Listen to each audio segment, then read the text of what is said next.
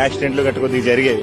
యాక్చువల్గా ఏంటంటే జనసేన అనేది జనాలకు తెలియదు అనుకున్నారు. జనసేన వచ్చిన తర్వాత వీధులకి రోడ్లు అయ్యి మా ఊరు ఫస్ట్ జనసేన ప్రభుత్వం వచ్చిన తర్వాతే మరి ఆగలేదు. ఎక్కువ జనసేన ప్రభుత్వం ఉండడం వల్లే కుర్రోళ్ళు మొత్తం ముందుకు సాగారు. ఎన్ని సంవత్సరాల నుంచి లేదు రోడ్ ఇక్కడ ఇంచుమించు 75 సంవత్సరాల నుంచి రోడ్డు లేదు.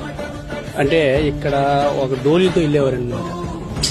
అంటే ఏదైనా ఒక పేషెంట్ తీసుకెళ్లాలంటే ఏదో మంచం పెట్టేసి ఇటొకిద్దరు కర్ర ఒక మధ్యన బోనా పెట్టేసి పట్టుకొని రాజపేట వెళ్ళి అక్కడి నుంచి పాలకొని తీసుకెళ్లేవారు.